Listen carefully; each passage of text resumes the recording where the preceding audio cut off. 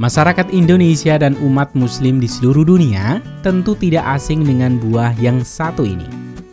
Buah kurma selain memiliki nilai sunnah dalam mengkonsumsinya, kurma juga terbukti memiliki banyak manfaat untuk kesehatan.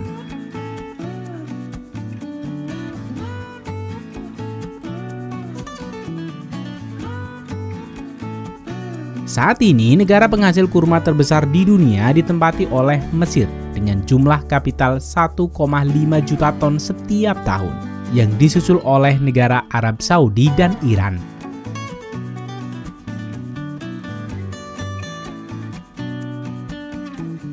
Kali ini, rekayasa teknologi akan mengajak kamu mengunjungi perkebunan kurma di negara Jazirah Arab.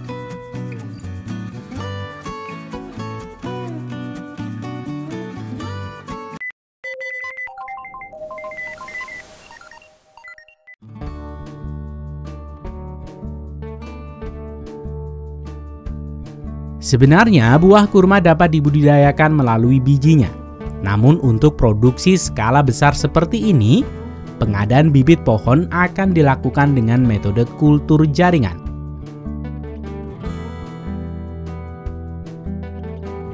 Untuk menjamin mendapatkan bibit unggul dengan kualitas buah yang baik dan tahan penyakit, sekaligus dapat menyediakan bibit secara cepat dalam skala besar.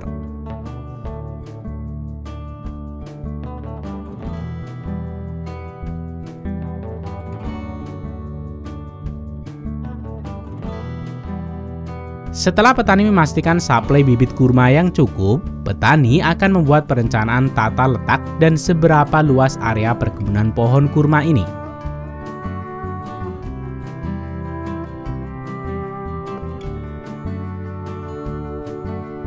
Desain yang lazim dan hampir sebagian besar petani kurma melakukannya adalah dengan membuat sebuah embung di tengah-tengah perkebunan kurma untuk memastikan suplai air yang cukup selama masa perkembangan kurma ini.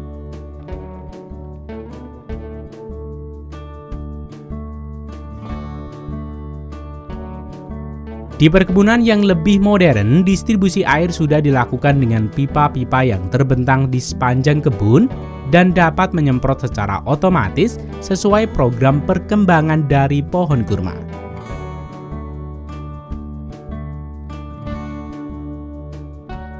Di tempat yang lebih tradisional, embung ini akan disalurkan lewat selokan-selokan kecil yang akan mengalir ke sepanjang area perkebunan kurma.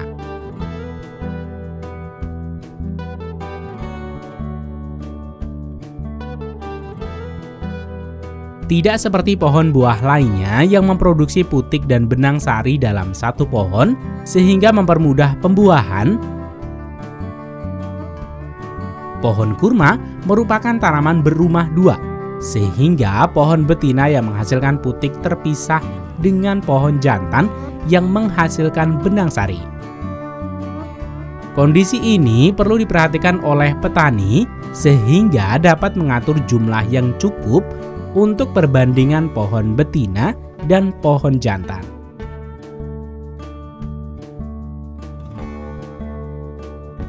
Pohon-pohon kurma ini perlu perawatan ekstra hingga pohon kurma berumur 10 bulan sampai 4 tahun setelah ditanam, di mana pohon kurma ini mulai berbunga dan siap menghasilkan buah.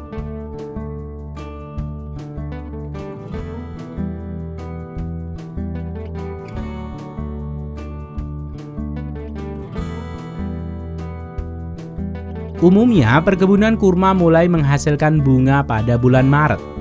Pada bulan ini, petani akan bersiap untuk mengawinkan bunga jantan dan bunga betina.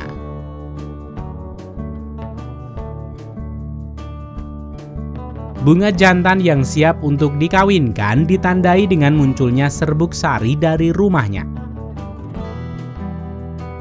Dan apabila serbuk sari ini sudah muncul sempurna, akan menarik lebah untuk mendekatinya. Seorang pekerja akan memanjat dan memotong bunga jantan ini untuk selanjutnya diambil per 4 helai serbuk sari untuk setiap tangkai bunga betina.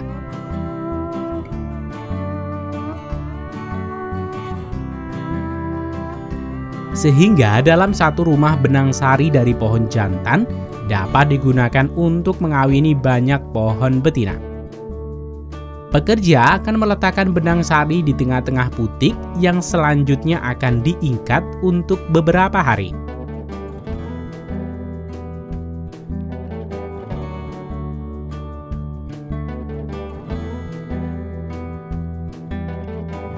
Setelah buah terbentuk dan mulai mencapai tahap berat tertentu, beberapa buah akan disingkirkan untuk menghasilkan buah terbaik.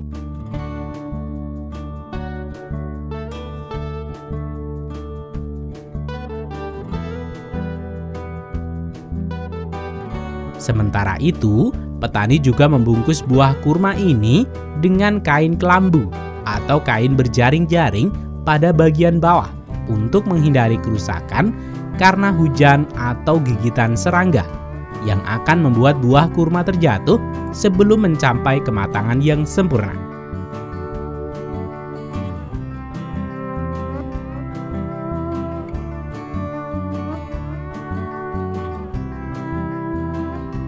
Pada tahapan ini, penting bagi pohon kurma untuk mendapatkan sinar matahari yang cukup dan suplai air yang memadai untuk menghasilkan buah kurma yang sehat dan besar.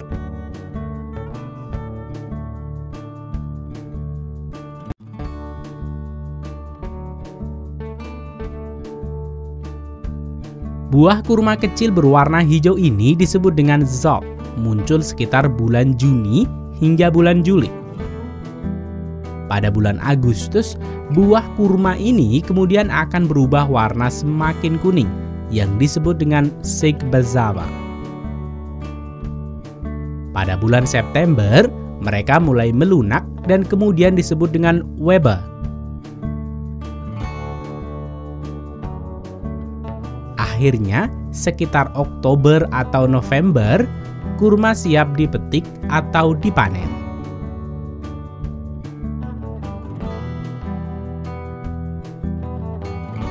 Pada musim panen seperti ini, petani tradisional akan menunggu waktu kematangan sempurna untuk setiap kurma pada satu tandan.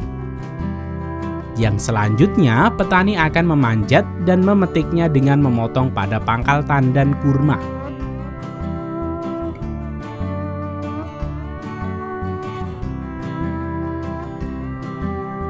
Sedangkan pada pertanian yang lebih modern, proses pemanenannya akan dibantu alat semacam ini untuk mempermudah proses pemetikan dan pemilihan setiap kurma yang matang.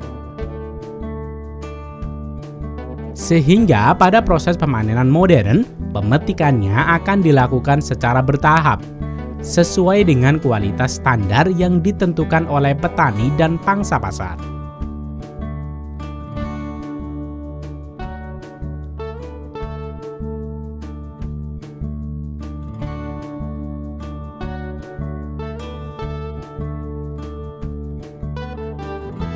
Selanjutnya, kurma-kurma ini akan dimasukkan ke konveyor berjalan di mana pekerja wanita akan mensortir berdasarkan kelembutan dan kekeringan buah kurma.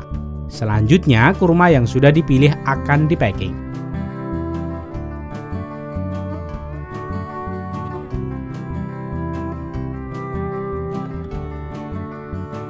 Sedangkan untuk buah kurma nomor 1 akan melalui proses yang berbeda di mana sebelum disortir oleh mesin, kurma ini akan dibersihkan dalam konveyor berjalan dengan rambut kuda.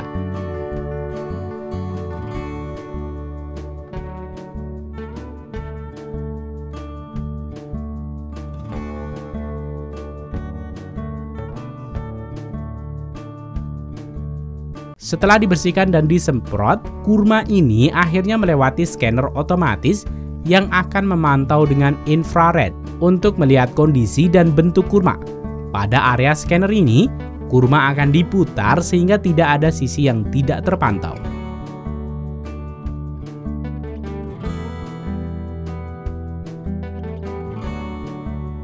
Scanner ini dapat menangani 1 kilo kurma dalam 1 detik. Informasi kurma yang didapat akan dikirim ke komputer pusat dan dikumpulkan serta dieksekusi.